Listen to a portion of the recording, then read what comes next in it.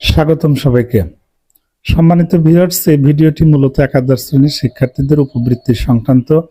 আপনারা নিশ্চয়ই জানেন যে মার্চের 2 তারিখ পর্যন্ত একাদশ শ্রেণীর শিক্ষার্থীদের উপবৃত্তির তথ্য এন্ট্রির সর্বশেষ সময় ছিল, কিন্তু কর্তৃপক্ষ বিশেষ বিবেচনায় উপবৃত্তির তথ্য এন্ট্রির সময় আগামী 13 মার্চ 2025 খ্রিস্টাব্দ তারিখ পর্যন্ত বর্ধিত করেছে।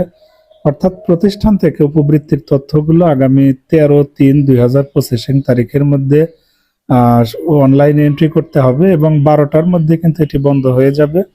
আর উপজেলা মাধ্যমিক শিক্ষা কর্মকর্তা মূলত 20/3/2025 তারিখের মধ্যে উপবৃত্তির তথ্যগুলো তারা যাচাই বাছাই করবে।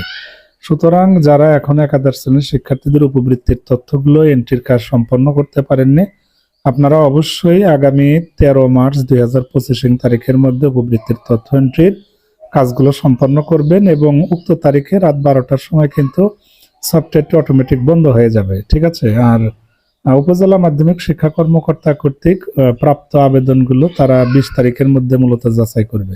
সবাইকে ধন্যবাদ। আপনাদের সুবিধার্থে এই চিঠিটি আমি আমার ভিডিওর ডেসক্রিপশন বক্সে আমি শেয়ার করে দিচ্ছি, সেখান থেকে আপনারা মূল চিঠিটা দেখে নিতে পারেন। এছাড়া ফেসবুক গ্রুপ এবং পোস্টেও কিন্তু ডিটেইলস দেওয়া আছে। ধন্যবাদ সবাইকে।